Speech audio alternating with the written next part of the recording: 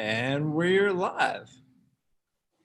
Well, good afternoon, everybody. Happy Father's Day to those of you who are fathers or who are celebrating fathers and father figures in your lives. My name is Dr. Cameron Webb. I am a physician and lawyer in Charlottesville, Virginia, and a candidate for United States Congress here in Virginia's 5th District. But today we're doing what's a really exciting event from my perspective. We're putting together kind of our first Souls to the Polls event, which is, a historic event in a lot of African-American communities all over the country. It's an event where we focus on making sure that we respect and acknowledge and impress upon folks the importance of Black folks getting out and getting to the polls and participating in our elections. And I'm so excited about this event because we have a lot of really fantastic faith leaders from across the 5th Congressional District who are here with us today, who are going to be sharing some insights and some expertise and just some words of wisdom as we prepare to participate in this upcoming election on Tuesday, give you some context, both historical, present, and future.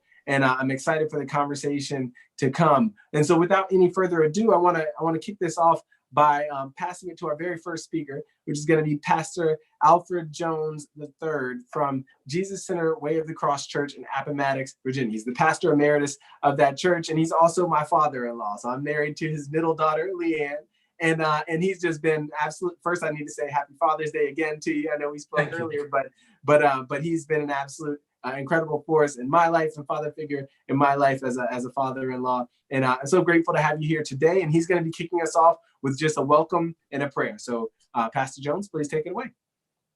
Thank you, Cameron.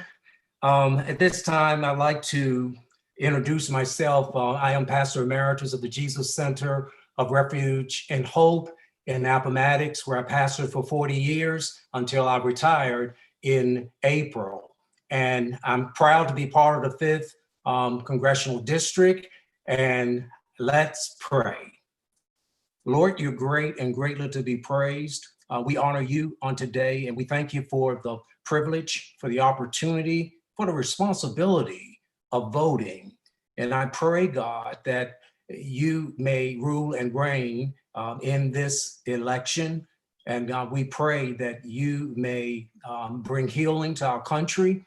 We ask these and all blessings in your name, Jesus. Amen. I want to talk for just a few minutes about the historical significance of the 5th District. Sunday, April the 9th, 1865, the Civil War ends in Appomattox, which is now in the 5th Congressional District. In 1866, the Freedmen's Bureau reported that 9/10 of the white population of the state are thoroughly organized against suffrage and political equality. In 1866, it's early March, the Ku Klux Klan actually burns down the school, a little small rundown cabin that was being used. It was called the U.S. Grant School here in Appomattox. And you would think that they may have been upset because they were educating freedmen, but they weren't upset about that as much as they were upset about voting. This was going to be the first opportunity. These freedmen were going to have an opportunity to be able to vote. And for a lot of people in the South, when slavery ends, voting was a bridge that was too far. And this is happening in the 5th District. On October the 22nd, 1867, the freedmen in Appomattox elected a Black man, James W.D. Bland of Prince Edward County, to represent them in the Virginia Constitutional Convention. The first time there were 835 Black men who voted for the first time in the 5th Congressional District. And I'm very honored today to about the election. This is the election with all the names of those brave Black men who, even with the threat of the KKK, even with the threat of being put out, meaning you're going to be put off the plantation, you're going to have to get out of your cabin. Here's a list of all 835 heroes, warriors, if you will, that braved and voted to elect James W. Bland. And a very interesting thing about Bland, Bland is actually the African-American who went before Congress and argued for Virginia to be reinstated into the Union.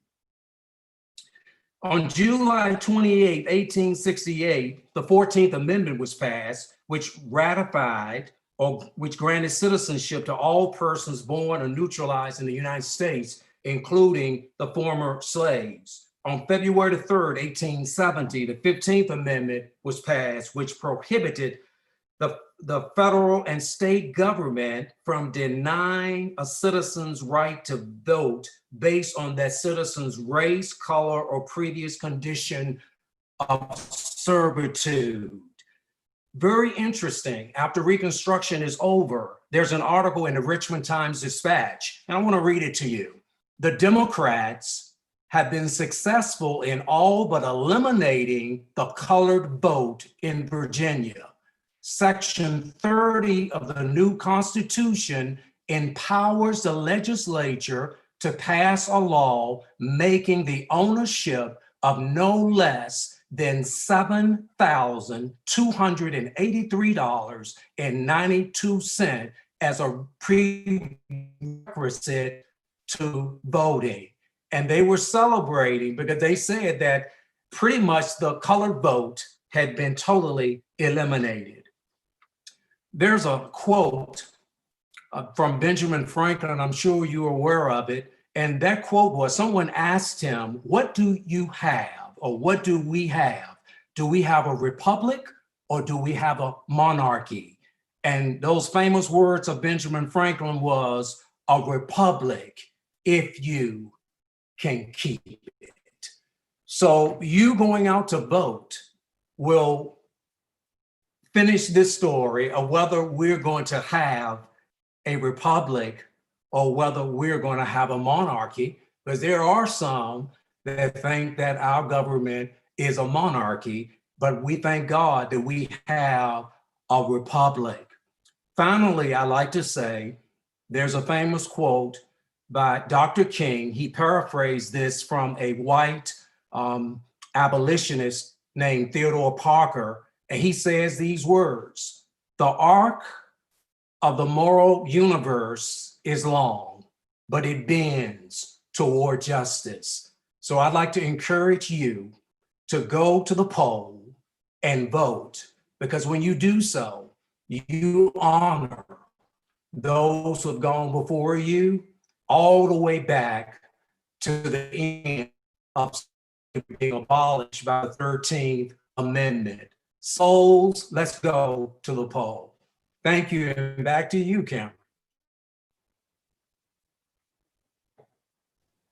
Awesome.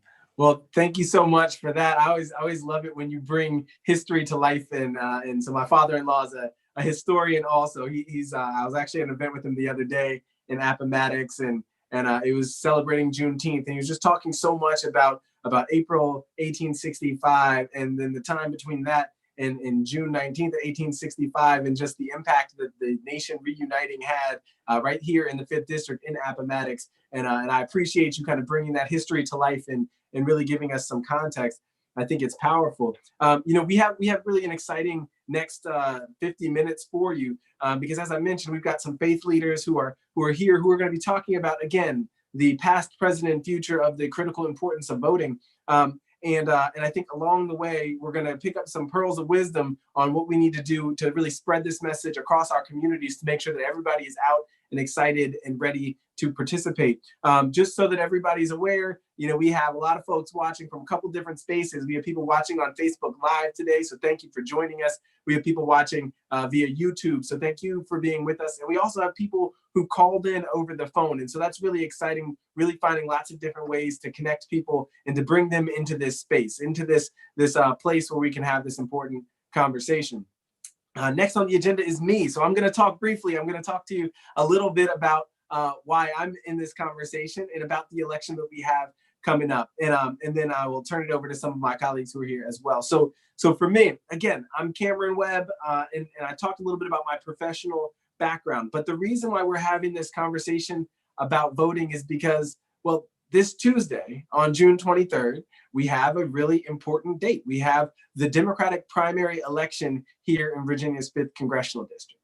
And, we've already had the Republican convention just last weekend. And so, we know who the Republican nominee is. It's Bob Good from Campbell County.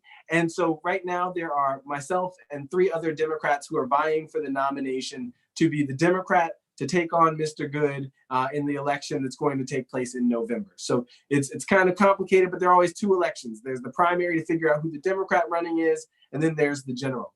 And, I threw my hat in the ring back last summer, last August, when I made the decision that, hey, this is an important time for me to be in this space. And it's, I think you're going to hear the theme of history come up a few times. And certainly for me, I was focused on the present in some ways. I was focused on the present, the reality that our healthcare system is broken, the reality that there are too many people who don't have access to the care that they sorely need, the reality that even people who do have access in the form of an insurance card often don't have it in a way that's really meaningful. It's not affordable to them, whether that's their prescription drugs or even the care that they need. And that's something that I'm passionate about. It's something I'm motivated by. I've been passionate about social justice for a long time. And so it was important to me to step up into this space and say, how can I lean in this moment and fight to make sure that everybody universally in this country, in this Commonwealth, and in this district has access to the care that they need. So that was the first reason that I jumped in. But what I know from doing work as a doctor in this community is I know that healthcare does not happen in a vacuum. I know that healthcare is one piece of it, but your health is really determined in a lot of different spaces. It's determined where you're born, where you grow, where you live, where you learn, where you eat, where you pray, and where you play. All of those spaces are factors that impact your health. And it's the reason why in the Black community, we see so often more high blood pressure and more diabetes, more heart disease, and more deaths from cancer. Why we see more diseases like HIV, AIDS, and more death of babies and mothers shortly after giving birth. The reason that we see those things is really not because of anything wrong with our genetic code, but rather things that are wrong with our zip code. And so for me, it's so important to step into this space with that knowledge and with that understanding. And so beyond healthcare, I've been focused on things like education and bridging the gap, equity in education, making sure that every child has a chance to learn. I know that down in Danville, 9 of the 11 schools weren't fully accredited. And I know that in Charlottesville, our 3rd grade Black children are reading in the 40 percentile, whereas 40% are actually reading at grade level, whereas the white children are in the upper 80% are reading at grade level. Those kind of disparities are unacceptable. And my father-in-law is a school board member in Appomattox. We know all too well, we're watching this play out in all of our communities, these differences, and we know that we need more help, both locally at the state level and at the federal level, on making sure that every child has an opportunity to succeed. We're looking at communities like Buckingham, where we always talk about the climate crisis, but it's coming home in a very particular way in Buckingham, where they're trying to place that compressor station for the Atlantic Coast Pipeline right there in a Black neighborhood, a Black community, a historic community, because they thought that community didn't have the agency to stand up and to fight back. But they weren't expecting the Friends of Buckingham to step up, or the Friends of Nelson to step up, or the community itself and all the family members, the legacy of Union Hill standing up and speaking out to stop that from moving forward. But the threat's not done. That's environmental justice. That's environmental racism that we're fighting back against. And that's part of the work that we need to be doing. We talk about our criminal justice system and how we have an epidemic of mass incarceration among Black men in our society, how so often we have issues, disparities at every step along the way in our criminal justice system. Every step from policing, where people first notice or identify a potential crime, to which crimes are prosecuted, to how they're adjudicated, what the outcome of that prosecution is, to what the sentence that's levied is. And then finally, in corrections, what that corrections process looks like for individuals, and finally re-entry. When you're done, when you paid your debt to society and you're trying to make your way back into your community, make your way back, and you end up having to pay that debt over and over again because you can't get a job or can't get public housing or access to food in some places. And so that is the work that we must do, that we absolutely have to do at a time like this. And from my vantage point as a doctor, I see that every single day. I see that in the patients that I'm caring for, because it's not just their blood pressure or their diabetes or their lung disease that I see, but I see how they bring with them the differences, the disparities. I see how they bring with them the segregated housing that remains in so many places in our community. I see how they bring that food insecurity with 25% of folks in the community where I live who are food insecure, who don't have access to the foods that they need. We can do better. We must do better. And that's why I decided to run. And the first step for me is this election we have coming up on Tuesday. So a lot of you may have seen my commercials on TV or my radio ads or any of that. And you may realize, yes, I'm talking a lot about this race that's coming up on Tuesday.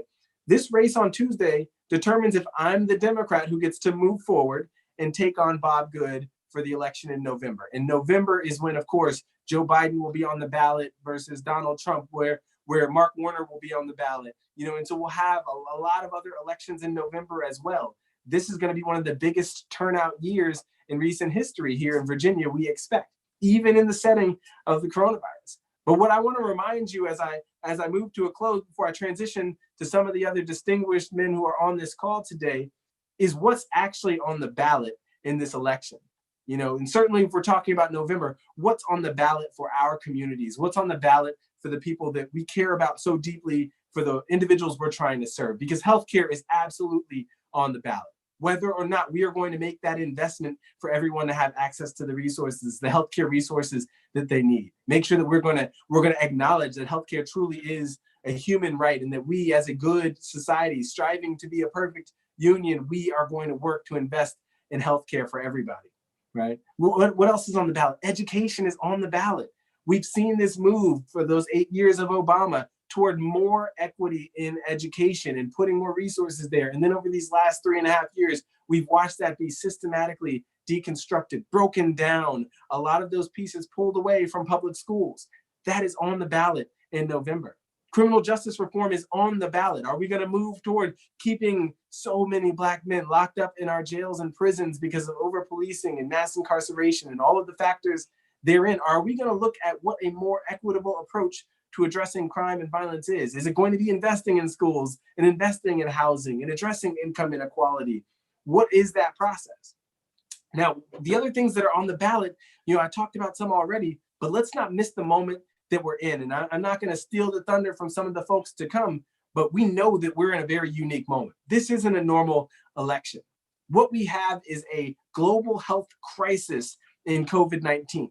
And what we have is an administration currently that has done a terrible job of navigating and addressing this crisis. They have not respected the science at every step along the way. They have ignored experts at every single step along the way. And the impact that it's having on our communities is 2x, 3x what it could have been if we had just had a thoughtful response. I worked in the Obama White House. I remember all the conversations about pandemic preparedness in 2016.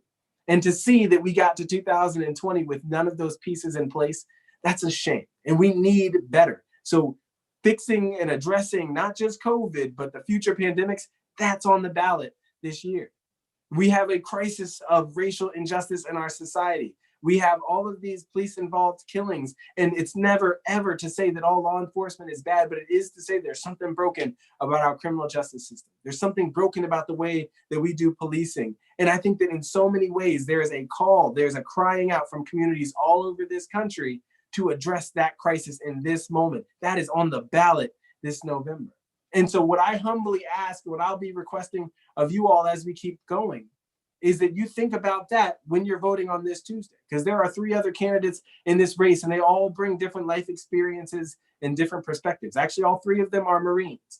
And for me, I bring my perspective and my viewpoint. And I think about the time that we're in, the moment that we're in as a society. And I say, this is a time where we need to bring real leadership and real solutions, but we cannot bring that without your vote. We cannot bring that without you realizing how important Tuesday's vote is on Tuesday, June 23rd. The fact that it's a Democratic primary, but it's going to determine who is taking on this challenger from the Republican Party in this open seat and who is going to give voice to these issues that I'm describing. So what I'm going to do, I'm going to pivot from there. I'm going to get off my stump speech. I'm going to get back to this conversation about voting because I wanted you to hear about me and hear about my perspective and why I'm in this space with you. But you also need to understand that there are so many other parts to this critical importance to voting. I want to introduce one of my friends and just an amazing man. It's Pastor Frank Lewis from Antioch Baptist Church in Madison County. And I know I've been up to your church a few times, Pastor, and I know that every time you have done an amazing job of bringing together this conversation of faith, but also participation as a citizen in our politics and in policy. So I'm going to turn it over to you. Why don't you just share a few words with us for a bit? Okay. I really feel good about being a part of this and being a part of the 5th District. Although Madison and Rappahannock is two rural candidates kind of stuck up in this little corner from all the big cities once we get out of this area. But we play an important role here as well. I don't know if it's going to take me 15 minutes to say what I have to say pertaining to the importance of the vote and how we all can get involved. But it's one thing that I had been sharing with our Democratic committee here in Madison and with so many people that is out about trying to get more people to vote and register and those kinds of things. And people will say, well, do you tell them at your church? But if I really looked at my congregation, which is a fairly good rural congregation, I really don't know if it's anybody, maybe one or two people there that's probably not registered, if at all. But my thing with it is I see it all the time as I talk to young people a lot in my travels and around the area, that they have a lot of their own personal reasons why they don't vote. And a lot of it is because they have seemed to have lost any kind of confidence in the system altogether. And I think that what we really need is to somehow help them to regain their confidence in the political system. I try to share with them that you're not going to find, other than Cameron Webb, any perfect candidates. Can you all hear me? So I try to share that with them because, they'll go and talk, well, this one did this and this one did that. I said, well, nobody's perfect, but we have to look at what's going to be the best for us. And somehow the young minds can't seem to grasp hold to that, if y'all hearing what I'm saying. So I experienced that with the last presidential election, and a lot of them had a whole lot of problems about our candidate. They did this and all this kind of thing. And then afterwards, I saw some of them and I said, okay, by you not voting for someone who's going to be in our interest, look at what we ended up with. So your non-vote was a vote for the other person. But what I see here is some kind of way we got to get beyond our preaching to the choir. I will use that term because I share as I said before, with the Democratic Committee here in Madison, that somehow we got to reach out and get those votes. We got to come up with something to put together something that we can present to them and convince them the importance of that vote and how much it means. And what I'm learning here more and more in Madison, I believe Madison could almost be a blue county. It never have been and far from being. I believe it can almost be a blue county if we reach those people who are not voting and that are frustrated with the system. Now, I'm not saying I have the answers to how we're going to do that. So I'm hoping that somebody else can kind of come in and try to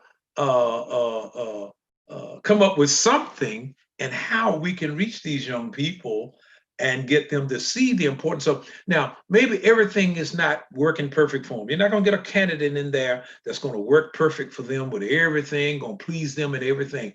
But what they have to look at is the long term of everything.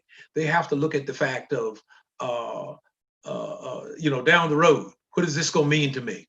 I was sharing with some people today, well, might have been part of my message for today, and how that people can't seem to see the long term of things. I was talking to someone about the COVID-19, and they had said something about, I had heard, now whether it's any medical proof to it or not, That's not my point right now. It's about drinking hot stuff and dealing with the heat and goggling with hot water and drinking hot. You know, it was said that, okay, this will break down the mucus and go into your stomach, and the body gases and your stomach gases will dissolve it and it won't get into your lungs. So, but this person had experienced the COVID-19. They had tested positive, was sick. So in that, what they said was, oh no, that didn't do any good, or oh, that's not going to do any good. I was terribly sick. Okay, well, this is what I want them to see. It didn't solve all of your problems, but it kept you alive. And that's what I think we got to share with these young people, is that one candidate not going to solve all of your problems, but it will keep you until we can work through all these things to get to where we really need to be.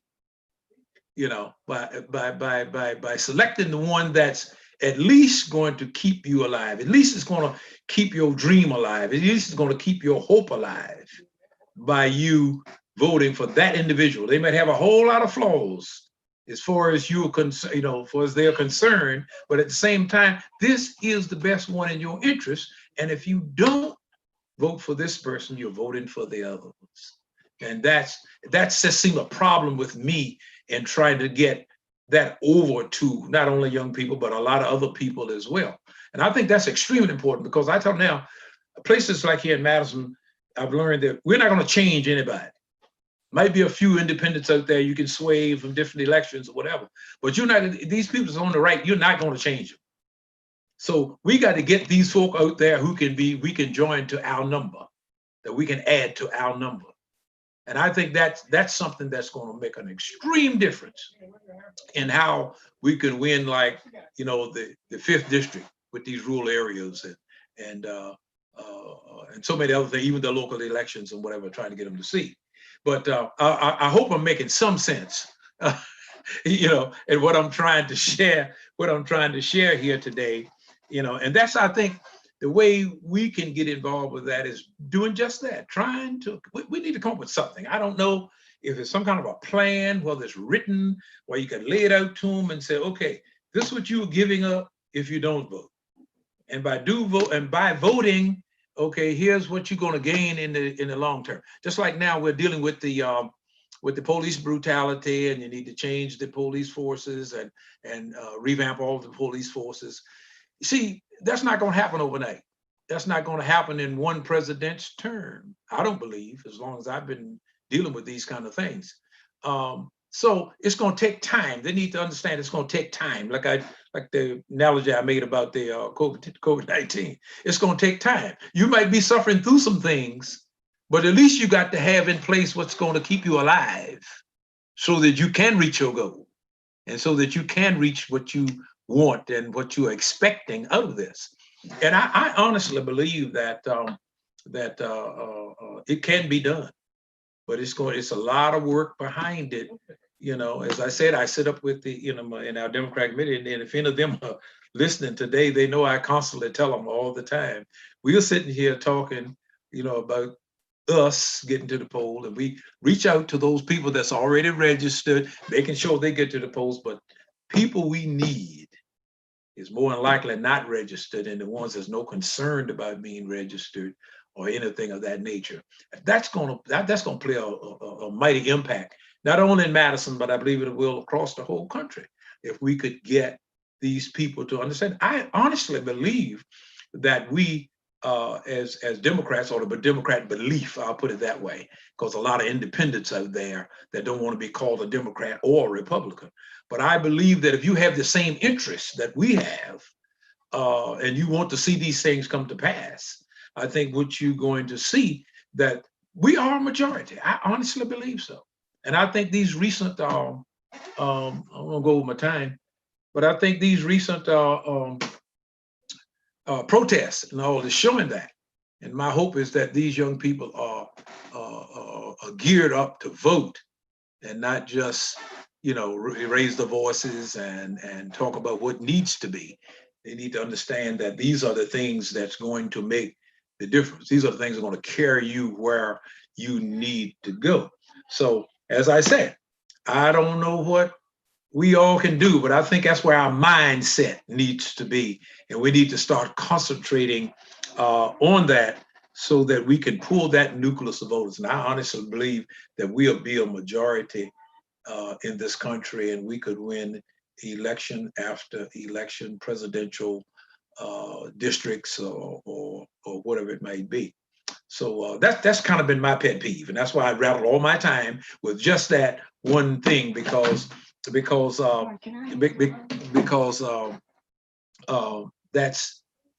what's just been strongly on my mind to bring this thing to some fruition and to where I feel it could work. But I want to say, before I got started, I think all of you kind gentlemen kind of introduced who you were and church you come from and all that. But I am Pastor Frank D. Lewis Sr., Jr. on the paper.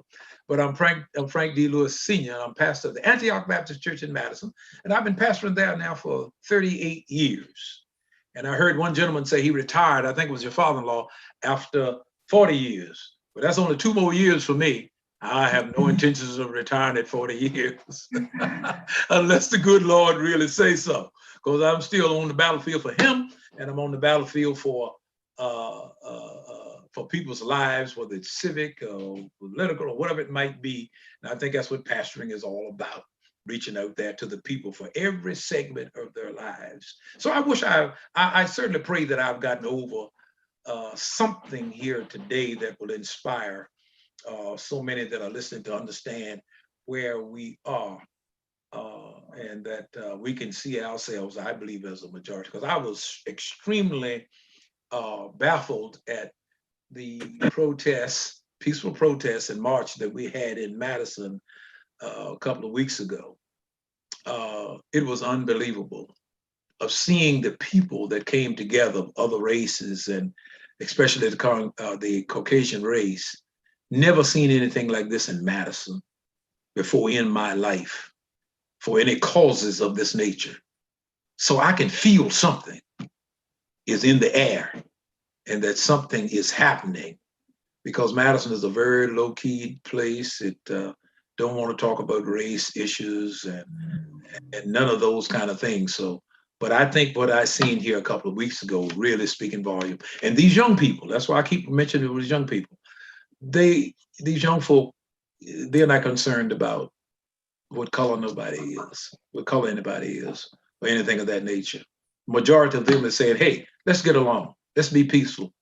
You know, we can love one another. We can do things together and all that type of thing. So, and this is what I see. That's what is movement. And I told my son was one of them that helped plan this thing along with one of the deputy sheriffs in our county. Oh, he was an African-American young man, but the sheriff was very cordial to him and working with him to help carry that on. And I told him, I said, look, I've been involved in discussions long enough. I've been involved in dialogues long enough. And if you're just gonna get up here now and have another protest and another rally, and then just going back to your comfort zones and do nothing, I said, please don't waste my time. We have to make this not a march, but a movement. Okay, so I think I pretty much stayed on one point, but that's just what my pet peeve is right now. That's what's really, really got me right now. And I think that somehow we can make this thing work. Absolutely. Thank you so much, Pastor Lewis. And I think just a couple of comments just really quickly before we transition to our next speaker. The first is, don't let my father-in-law fool you. He says he's retired, but he's still on the battlefield. He just switched switched his angle, and there's always more to do. So he's definitely still in the work. The second thing is you hit the nail on a couple of keys. Is what I believe similarly to you is that we have to expand the electorate to win in a district like this. We need more voters from across the district. Similarly to what you've seen in Madison County, I don't believe that we're going to convince enough people to switch their affiliation. I think there are enough people who just aren't voting who we need to activate. And to put a finer point on that, here in the district, we've got 38,000 Black voters who aren't registered right now, eligible voters who aren't registered. And then in this district, we also have an additional 33,000 who are registered but just didn't vote in 2018. And so how do we activate those people? That was kind of the question you were raising. And I want to lift up a really awesome example of solving that problem, or at least addressing that problem. And it's Ms. Willie Thornhill in Campbell County. And some of you know Ms. Willie, but she created what she calls, she's been an amazing supporter, but what she calls the spider web. And it's this network of people. She started off with about 20, 30, 40 people that she was calling. And what she told them is, let me tell you why I'm supporting this candidate. And the first thing she said was, take out a piece of paper and a pencil, and I want you to take down notes. And she's telling them about my campaign and about when the date of the election is and some of the key details. And then she ends the conversation with, and write down the names of 10 people you're going to call, and then call me back when you're done with that. And then she just created this dynamic of people just calling their cousins and their friends and folks who otherwise weren't going to be involved. And she was telling me the other day, now she spends all day on the phone because people are all calling back and they're excited because they've been able to mobilize family members and friends, and everybody's talking with one voice. And this complements what they're seeing on TV or what they're getting in the mail or what they're seeing on social media about my campaign. And I think that's the way that we need to do this. And I think, it's a really important point. We need to rally the youth vote. We need them excited. We need them energized because they're a key part of that expanding the electorate. But when it comes to, rallying people around, I want to talk about our next speaker, and it's Reverend Avon Keene from down in Danville. He's the president of Virginia chapter of SCLC. And Reverend Keene knows a thing or two about rallying people to a cause. He's been doing it for years now down in Danville. He's been talking about stopping the violence, stopping the killing. He has annual events about those things, but he's just a powerful voice. And so, Reverend Keene, can you speak a little bit about, your experience, your perspective on voting and how it fits into all of the advocacy work you've been doing from SCLC over these last years? Yes, first of all, I want to say thank you for the opportunity to participate with you, Congressman Webb. And when we look at the Southern Christian leadership's history, and we look prior to the history of Southern Christian leadership, the Southern Christian Leadership Conference, of course, spent a lot of time dealing with the Voting Rights Act of 1965, which is deeply rooted in, when you talk about the violence on Edmund Pettus Bridge that the people face for trying to get the right to vote, and the Voting Rights Act. But prior to that, in the early history, that we should always reflect on our history. We shouldn't forget it, but we shouldn't dwell too much on it. But there are two factors that affect voter suppression today that are historic. One is slavery, and the other is still the prison system. If you remember the 13th, 14th, 15th Amendment, the amendment said that no servitude or slavery except to be for the punishment of a crime. And so we see that those organizations that intimidated Blacks from voting in the early history because they were not citizens. They didn't even have the right as slaves to vote. And when they got the right, they were intimidated by hate groups and other things of that nature, and a lot of violence in the early 1800s and prior to that, to keep people from going to the polls. When they got the right to go to the polls, they were met with violence, bombing of homes, even in the early 1800s, as well as in the 1960s, when Dr. King and Medgar Evers and others were organizing for voting rights. Their homes were bombed, they were attacked. And so this intimidation has been a long time intimidation. So I want to also spend a little time to try to make it relevant to where we are now.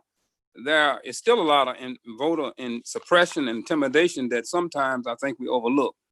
In my early inception working with SCLC, we had what we call bailout. And that gave the localities the right to move polls. And a lot of people saw that as okay. But moving a poll can cause a lot of problems. And then with the wars that we have seen, I don't know if you remember when the violence from terrorism, they started putting up concrete barriers and moving polls from schools and moving polls from armories. And what happened out of that, a lot of people on the day of election went to the polls and they didn't know where they were to vote. They were told by poll workers who were not well trained, you need to go to this poll or that poll. And as recent as this year, I was in the poll, and they have poll workers who are not really brought up to speed.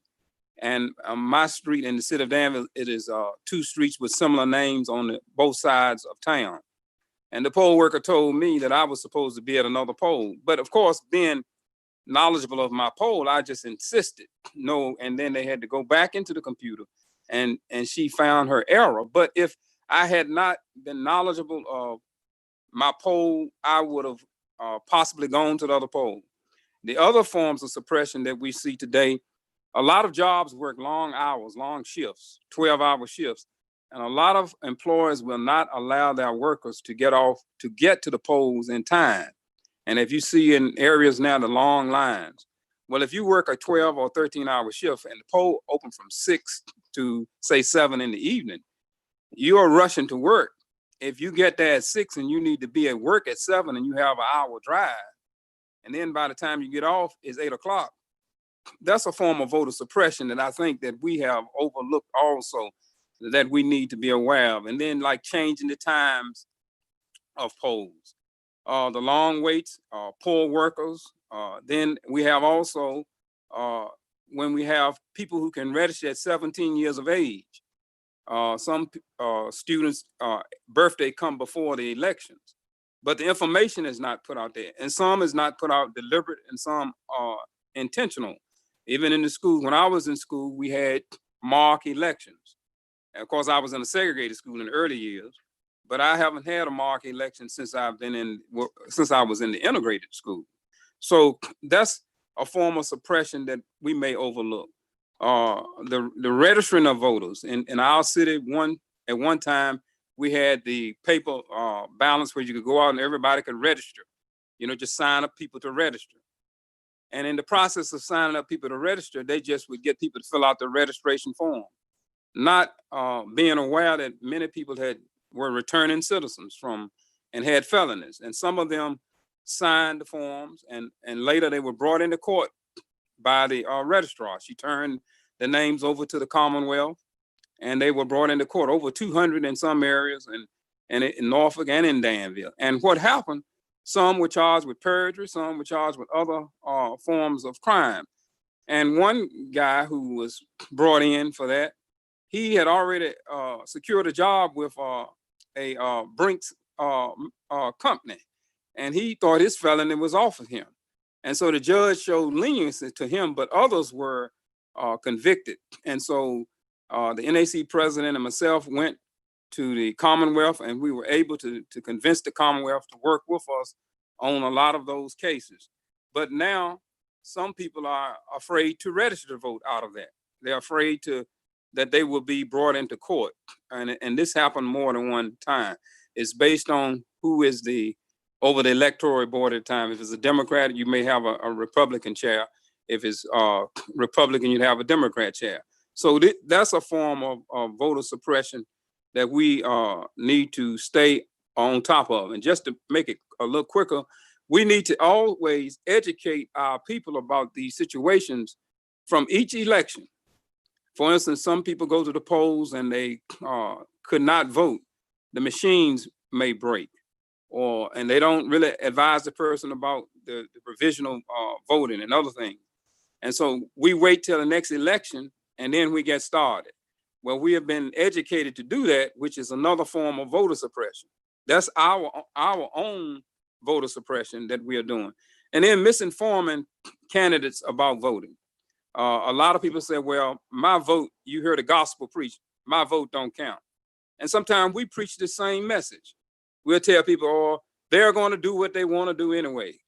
This message is a voter suppression message because it emphasizes that your vote is not important. So a lot of people, if you notice after the election, you ask them, say, did you vote?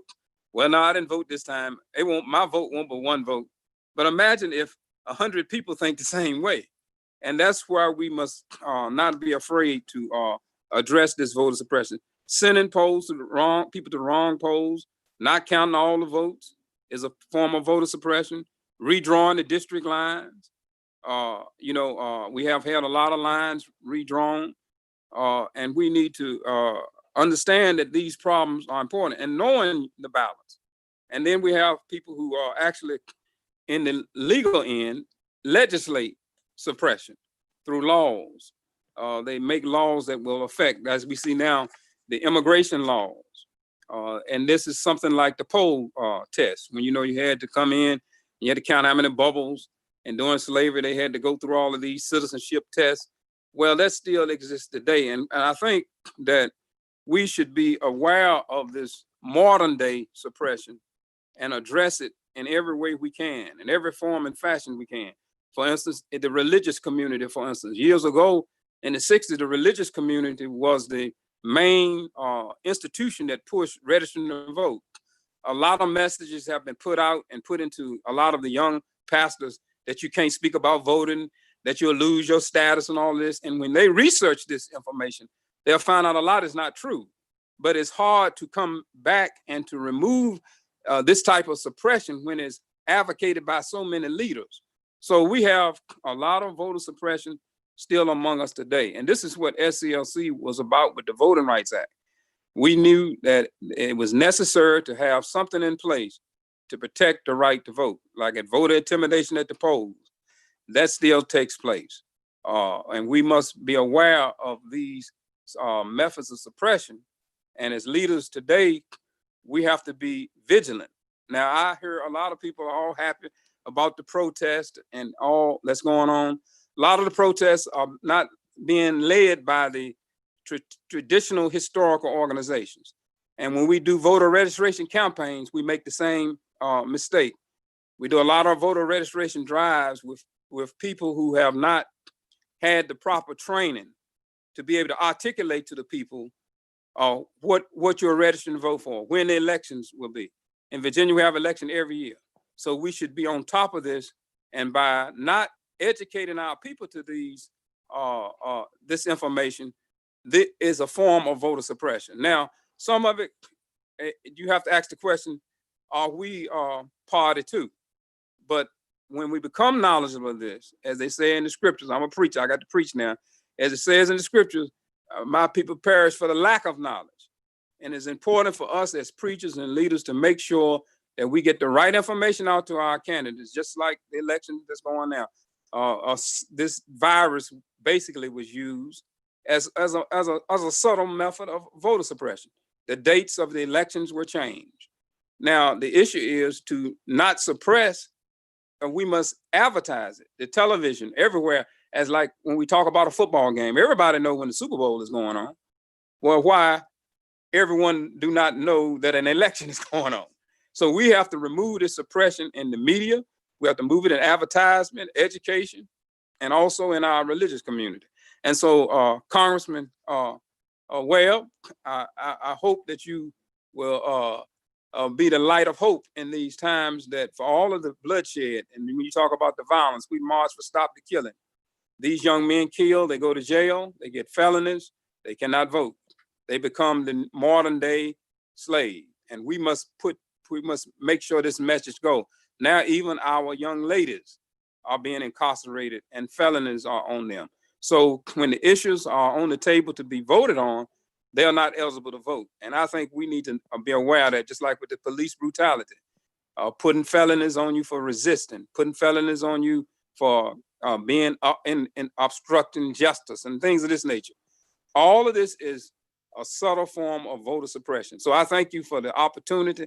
And I pray that all of us who are here and able to hear today, we will work to try to make a difference, and that we will educate our people, and we will not just work right before elections, but we will work year round to remove these forces of suppression from the vote. So I thank you.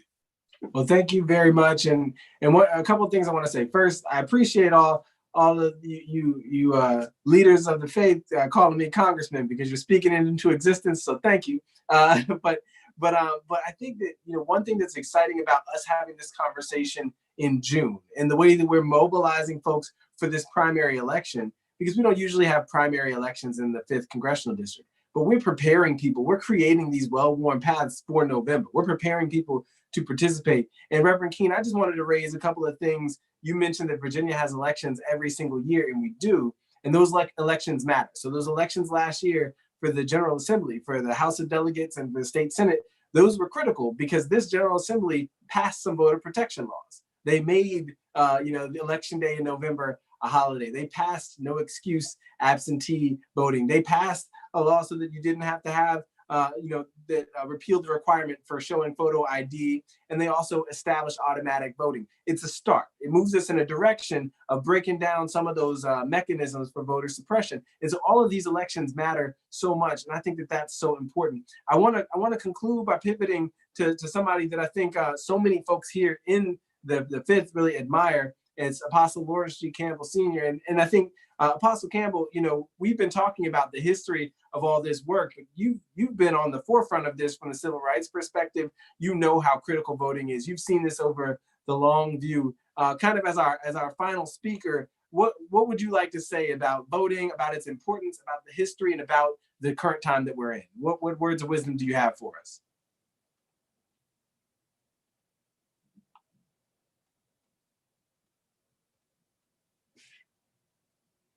We gotta wait for Nick to unmute you. Sorry about that.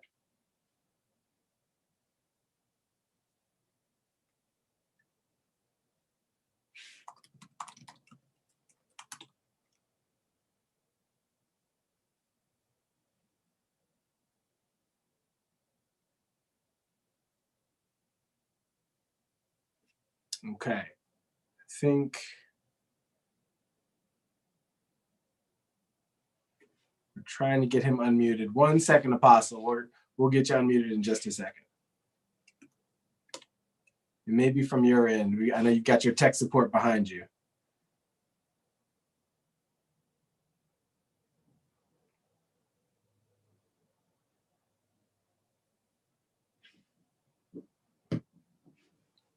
Oh, it's Larry. How's it going, Councilman? There it is. You're unmuted now. Ready to go.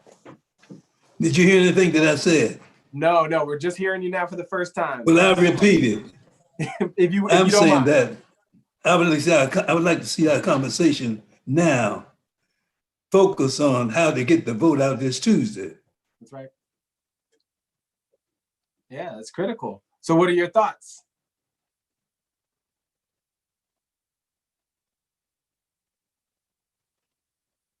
That effect is coming Tuesday, other than for us to get the vote out. And I'd like to know from you in terms of what is organized in Danville that I can participate and help in getting the vote out. Oh, absolutely. Well, just to start it off, because I do want to hear a little more from you, but I think, we've got a great organizer down in Danville, Reggie Jeffries, who you know well. Reggie's been talking to faith leaders all over Danville. We've been getting the word out, not just about events like this, but also about the election on Tuesday. We've been on the radio down in Danville on WKBY for over a month now, and then also on other radio stations for the last few weeks. So just really getting the word out. And similarly, we're using that mechanism. We've been calling people across Danville for the past, I want to say 8 weeks now.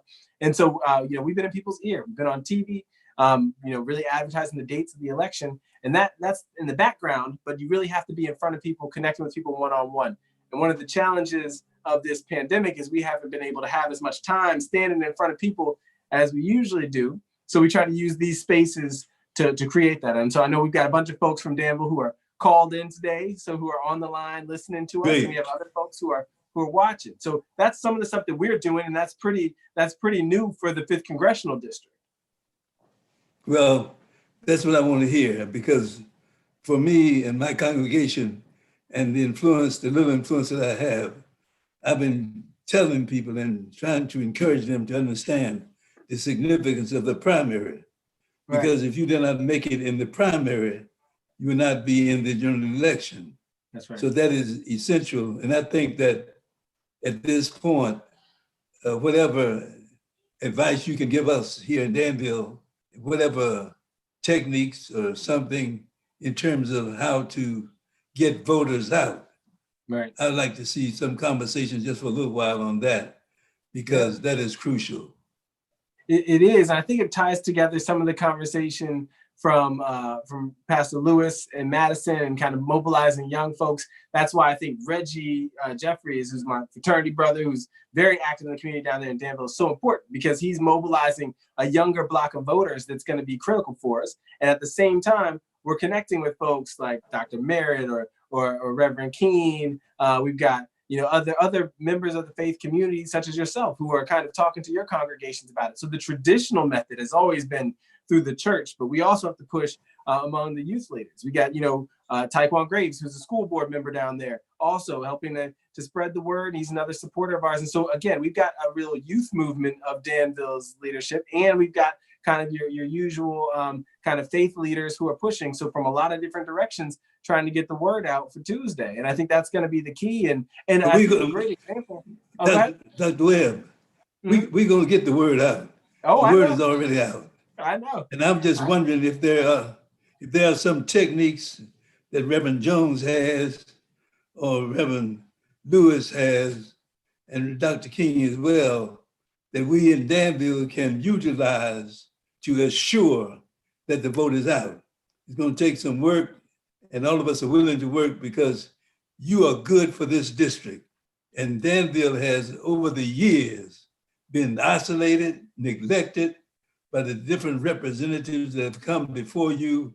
And I've been disturbed about this situation for years, and something has to be done. And I see you, that bright light in a dark situation that can bring change in Danville. And if there are Black folk that live in Danville in the 5th district, listen to me. This man can make a change. So all of our talking doesn't mean a dime if we don't get ourselves out and vote and encourage others to vote. That bothers me when I hear Black folks say that it's raining, I can't go. But you go to the club when it's raining, then go to the polls and vote. It bothers me when they say that I don't have a mode of transportation. Walk if you have to go. Catch the bus if you have to go. Beg for a ride. This is crucial to this whole statement of Black life does matter. And here's a situation that matters, that's going to help Black folk for years to come. And so I'm hoping to God, you don't know how much I prayed, and I'm willing to work to do whatever I can to bring you into the 5th district. Because if I hear people complaining, professionals in the 5th district, about what the representatives are not doing, we ignore it, we're bypassed, they don't care about us. Everything is going to Central Virginia, down in Richmond, and in Northern Virginia, nothing comes to Danville. This is an opportunity to change it. So I'm saying, let us put our vote where our mouth is and get out there, folk, to vote. I love it. I love it, Apostle Campbell. I think you're absolutely right.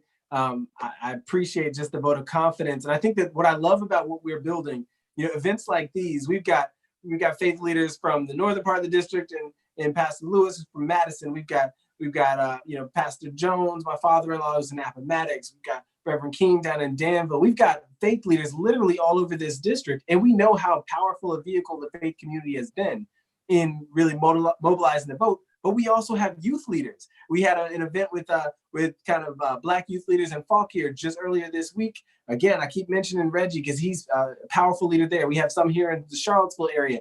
It's knitting together these networks of people so that from all ends, we're really pushing, we're really pressing to get these voices lifted and elevated and out there, because we have a power when we use these voices. So I thank you for your leadership and for your advocacy. It means a lot.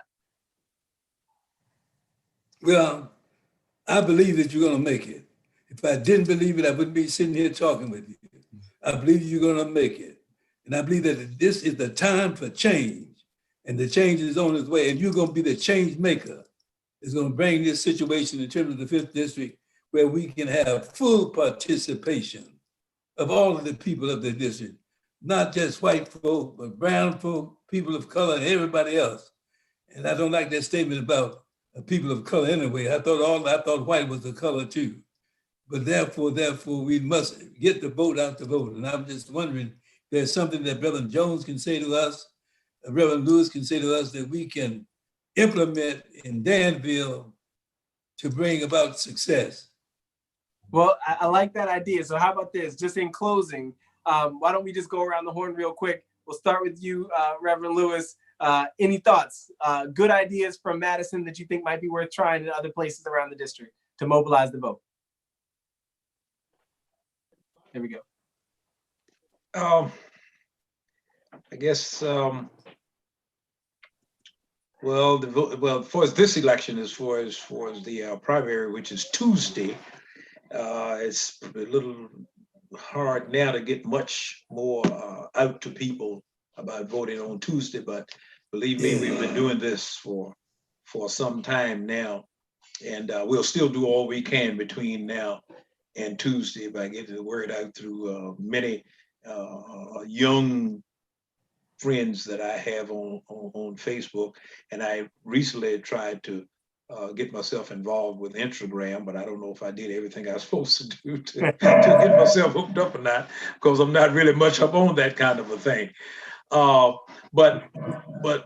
that's the idea now, is to try to get them to understand. I think that's what we pretty much said, all this day, all day long today while we were here, is to trying to get them to understand that importance. And I think that's what I was trying to say from the beginning. I don't know how well I said it, getting these non-registered, non-voting people to understand. I don't know if we need to make up brochures and just point out things to them or what, that show them the importance of it. But we're definitely Brother Lewis, Yes. Lewis, I think when we have a young man like Carmen is, who's a lawyer, when we have a young candidate like we have in Dr. Webb, who's a lawyer and a physician, he represents so much of the Black community. Absolutely. And I've been pushing him hard. Push hard. That's all I've been pushing hard for him. I've been pushing hard. You got to push hard. I've been pushing hard. Very hard. Believe me. Because he can make a change. I'm not saying that just to be saying it. I feel that in my soul. Right. This young man can bring about change. Oh, absolutely. And you don't live in Southside Virginia, but if you were living in this area, you can see the necessity of him winning. Oh, I can see that necessity right here in Madison, believe me. Believe me, I think the need for him to win is not much difference than in the South Side you're talking about than it is up here in the rural Madison area as well. I think the same, people here need the same things that you all need down there. But of course, you all being in larger numbers, you can see it a lot more than we can up here. But it's extremely needful up here as well. And I think that with these young people and the movements that they have now, I think that what we need to do as older persons, or maybe we want to say, the age according to the Bible. When you talk about old people, talk for yourself. Yeah, it's about the wisdom, and I think that we got to let them do their thing. As long as we can get them registered and vote, I think they don't want us sometimes trying to make them look like they're dumb or stupid and like they don't know what they're doing and this kind of stuff. We got to stand behind them and with them and let them know that we are right there with them and we understand what the needs are and try our best to get them to see what the needs are and support them in every way that we possibly can. And I want to say again to Cameron, it's been a blessing being on here with you all today. Again, being out here in the country in Madison, I'm a country boy and all that type of thing. And this technology stuff is just far beyond me. I'm glad I got some children that know what they're doing. I got a son that works up at the hospital with Cameron.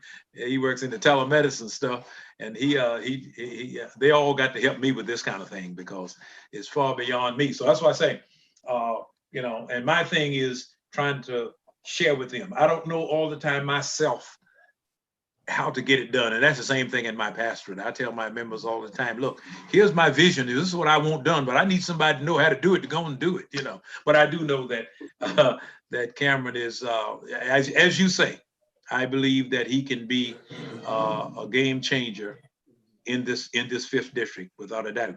I really think he can be that person. That's not putting the other 3 candidates. I think all 4 of these candidates, and this is why it's important that I'm pushing with him, because he was my choice. But the other 3 candidates were very good candidates. We can't deny that. You know what I mean? They were very good candidates. And so I want to commend them as well. I don't want them to think that we are talking down on them in any kind of way. But at this point, I'm going to say, Webb's my man. Well, listen, I appreciate you all coming. I know we're a little over time. first of all, I think it's a tiny miracle. We got to give a little praise for the fact that I've got 4 pastors on here. We finished this up in an hour. That's a small miracle from God. And so it's just so powerful to have you all here. This conversation is not ending today at 4 o'clock. This conversation will be ongoing. We've had, and I know Reverend Keene has been in these kind of small meetings where we've had groups of faith leaders talking about, well, how are we going to mobilize it? What are the next couple of weeks going to look like? This work is going to be ongoing. This is what it looks like to create a movement. And we're already in the moment. We know that. We know that we're already in the moment. We know that we've got the power. We know that we have the raw ingredients to do something really special here in 2020. We've got an open seat.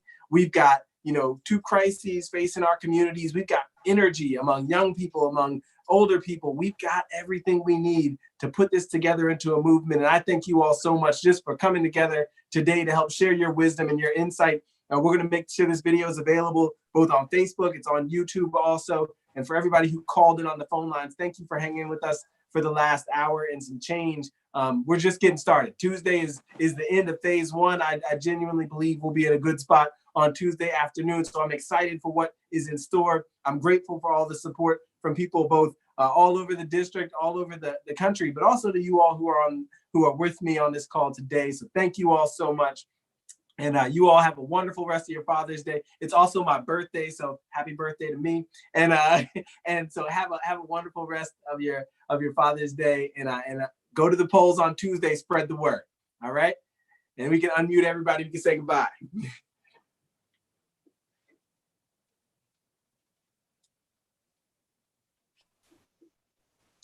All right. Thank you for having me, and I really enjoyed this. All righty. Good to meet you other Happy preachers birthday. as well. Thank you, Cameron. Glad to meet you too. Happy birthday. All right. Y'all take care. Be safe. All right. All right. God bless.